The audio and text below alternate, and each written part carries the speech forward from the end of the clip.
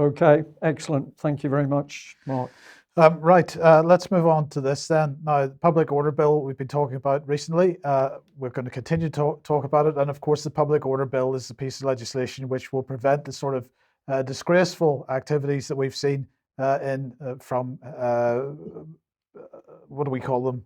Groups like Extinction Rebellion and Just Stop Oil and so on, who just seem to be coming along at exactly the right moment to generate some headlines in order to produce some public support for the Public Order Bill. And the question, David, is who's behind Extinction Rebellion? And the answer, it transpires, amongst other people, is Getty oil fortune heiress. She helped fund the climate activists who've targeted artworks, museums, and indeed public transport. This is Aileen Getty, granddaughter of John Paul Getty, and she's founded the not-for-profit Climate Emergency Fund in 2019 and reportedly donated £1 million of her own money to the cause. We see here also the Telegraph reporting this. The Climate Emergency Fund has handed out more than $4 million to activists, including Extinction Rebellion and Just Stop Oil. So these people are actually being paid to conduct their stunts. So Ms. Getty, 65, granddaughter of John Paul Getty, is a founding member. She's given $1 million of her own money, and the fund has put out more than $4 million in total. And just before we leave this, The Guardian reports a very sympathetic piece. The Guardian's very much behind this. Damien Gale and The Guardian here, very much behind the activists. It was terrifying. Stop oil activists on the new battle against fossil fuel. But they then say an end to new oil and gas projects remains a key demand, but protesters now want taxes on big polluters and basic energy for all. Oh, so we're going to have state funding of energy companies. I just wonder whether there might be a slight benefit to Ms. Getty under those circumstances. What do you think? Well, of course, we should know, but we don't know necessarily because people like Ms. Getty are not transparent when they do what they're doing. But I take your point. Well, sticking with legislation and so on, there's a bill getting its second reading tomorrow in Parliament. It's the retained EU brackets revocation and reform bill, and it was put into the Parliament by Jacob Rees-Mogg. And many people talking about this, but in terms of chaos and so on. And I just want to get some thoughts from David and Brian in particular about the Tory party and what they might be doing here. So let's just have a look at what we're talking about here. If we put this back on screen for a second, the government provides this very nice infographic from the Cabinet Office about retained EU law. So this is the amount of law that, as a result of the Brexit agreement, is still on the UK statute books. So DEFRA, obviously the biggest government department, the largest number of retained legislation from the EU on the UK statute books and so on. We've got HMRC and others on there. Now, here's the point. In the House of Commons Library research briefing on this legislation, it says this: it's difficult to assess the impact this bill will have on the substantive law of the UK if it's enacted and nothing is done legislatively thereafter.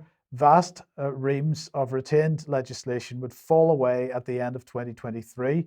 This would create precisely the gaps in domestic law that the EU Withdrawal Act 2018 was designed to avoid. This is a very unlikely outcome, however.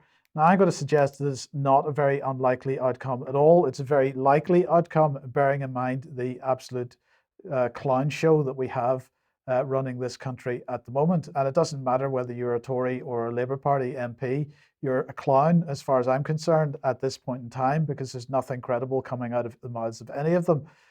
So the key point here is, David, that this piece of legislation is designed to repeal or change something like 1,700 individual acts of Parliament that are retained following us leaving the European Union. And my question is it possible, bearing in mind the absolute chaos that we have in government at the moment, is it possible that the government is going to be able to replace that legislation with British legislation by the end of 2023, should this bill pass, because that's the deadline that it chooses to impose on the country. And therefore, the only outcome of this can be more chaos. And in fact, that just before I get your comments, I'll just bring Jonathan Jones on screen. He's the former Her Majesty's Procurator General, and he therefore in charge of legal matters with respect to the government. And he said, as far as I can see, there's no indication of which areas the government is thinking of retaining and which it's getting rid of. There's no certainty about what laws we will have and what will replace them. This has nothing to do with Brexit. We have left. It creates great uncertainty within a very tight and completely self-imposed timescale. And I'm sorry to do it, but she made a good point. To bring Stella Creasy on screen, she said it abolishes overnight thousands of laws, from those covering people's pension protections, compensation rights if your luggage is lost or travel delayed, to those tackling insider trading, to maternity rights, as well as vital protections of our environment and water quality, with no clarity as to what, if anything, will replace them. And so we will have this situation where we've seen some hints that this government is effectively taking this country apart piece by piece. But this is another example of it, in my opinion. I'm interested to know what your thoughts are. Well, I mean, generally speaking, I'm all for repealing laws and having less state and less government, but to do so in a kind of arbitrary, random way, where we take out a selection of pieces of the vast amount of existing law that governs and sometimes oppresses us, and just hope that the rest hangs together, does seem to be fanciful. It would either cause chaos or it would cause the decision to reinstate all the EU law. One or the other, I would have thought.